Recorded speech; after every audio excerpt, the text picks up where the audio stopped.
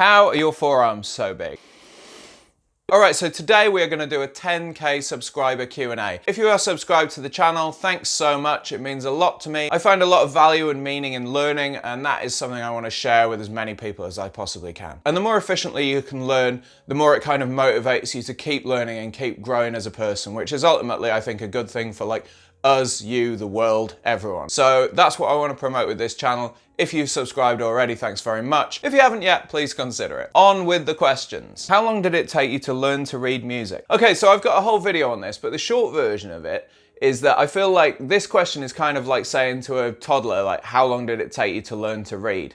I picked up the initial bits, like what the note names are and where they are on the stave, pretty quickly. Like, it took me probably about 6 months before I didn't have to think of one of those mnemonics, like every good boy deserves fudge, all cows eat grass. That probably went hand in hand with learning like the basics of like what quarter notes sound like, what rests are, stuff like that. I still don't read music perfectly. I think that takes a really long time. I can't just look at a difficult piece and go, okay, that sounds like this. If there's a big interval that isn't an octave, I might have trouble with it. I'm not a perfect music reader, but it is something I'm trying to improve on all the time. But the short version is about 6 months. Would you ever box another YouTuber? No, I would not. I spent quite a while doing boxing and Muay Thai and MMA in like my 20s. I've had enough micro concussions over the course of my life. I've never been fully knocked out and I don't really want to. I think that CTA is a real and quite dangerous thing. And unless I was getting paid like £1 million, then I really don't think that losing the brain cells would be worth it. That said, I will grapple any YouTuber anytime, sub only, no time limit. If that is something you want as another YouTuber, please reach out to me. I will fight you. What's your favorite book? Okay, so I've got a whole video on like books that have changed my life, and please give that a watch if you haven't already.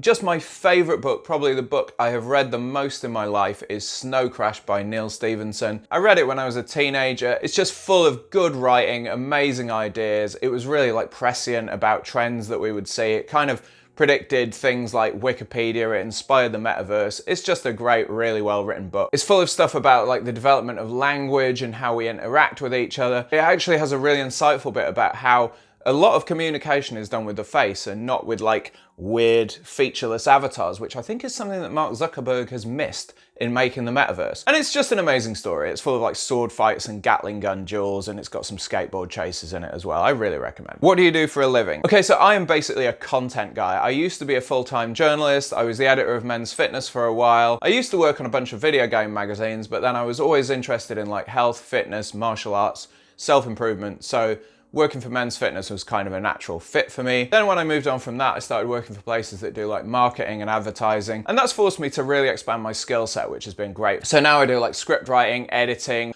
just a lot of interesting fun stuff. And actually this YouTube channel has kind of helped me with that job, because it's helped me be a lot more aware of like what goes on in an edit, what makes a good script, what makes things easy to deliver. They dovetail really nicely. What's something you wish you'd known in your 20s? I think that it's better to practice less but concentrate more. I did a lot of like junk training in my 20s where I would just repeat moves that I was trying to learn kind of mindlessly without like worrying about the process. Now that I know more about deliberate practice, I think I could have spent more time hanging out with my friends, practice less, but still like learnt the same amount or possibly more stuff. Learn about deliberate and purposeful practice. It will pay off in the time you save later. How are your forearms so big? Okay, that's interesting. This is not related to piano. Basically, all my interests during my like late 20s and 30s involved like serious grip training. I used to do quite a lot of bouldering. I've also done Brazilian Jiu-Jitsu for a very long time, a lot of it in the gi, and I have actually competed in strongman a couple of times. I actually once competed in Britain's Strongest Hands, and I think I came 17th, but that is like an event where you do a whole load of different grip stuff. I picked up this, which is a Vulcan hand gripper, which I think you can only get in one place in the UK, but I strongly recommend.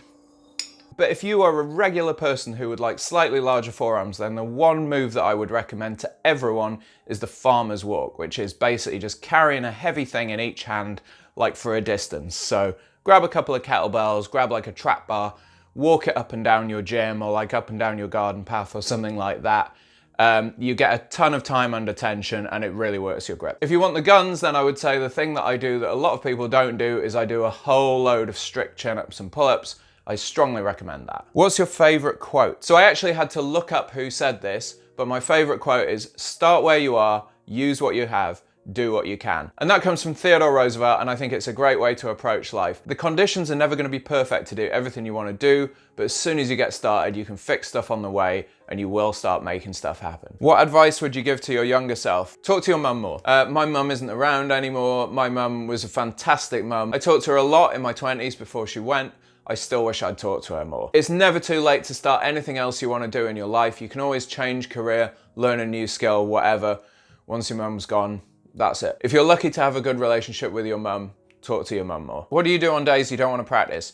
I just practice anyway. I usually go, okay, if you really, really don't want to do this, just do 10 minutes. If you're not feeling it after 10 minutes, just give up. Usually those 10 minutes are the most productive times. I'm trying to learn The Entertainer at the moment. Last night it was the end of a really long day. It was like 10:30 before I got any time to myself. I really just wanted to crash on the couch and play some video games. But instead I was like, okay, I'll just go and play 10 minutes The Entertainer. I went up, I like broke through a barrier that I'd been having with some of the finger, and it was the most productive practice session I've had all week. Just practice anyway. How do you cope with stress? Lifting, piano, Brazilian Jiu-Jitsu. They all do slightly different things, but the thing they all have in common is that it's impossible to do any of them well when you're thinking about anything else. When you're fighting a guy in jits, you cannot be thinking about how the rest of your day has gone.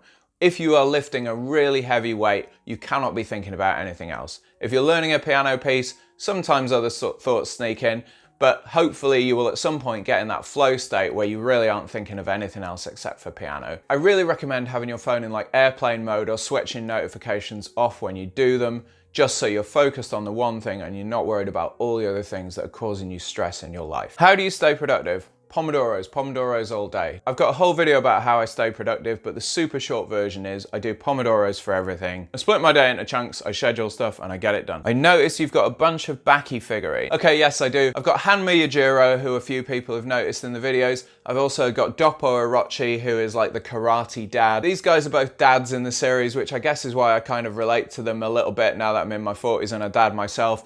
Hanma is obviously not a great dad. Doppo has his own stuff going on. They still keep me motivated. Yujiro makes me want to do more pull-ups. Doppo makes me want to practice more. Another guy that you might notice in my videos is Bodhidharma, and I got him from a little shop near the Shaolin Temple when I was out there training in my 20s. He kind of keeps me grounded and reminds me to practice hard. And I think that's it. Hopefully I've given you some stuff to think about, as well as just like answering some questions. If you have other questions, I'm super active in the comments, so just ask away. I'll either get to it there or in another one of these at some point. Again, if you've already subscribed, thank you so much. If you're still thinking about it, just click the button now. Click the button now. What's the worst that can happen? You can always unsubscribe later. Thank you very much for watching. Go train.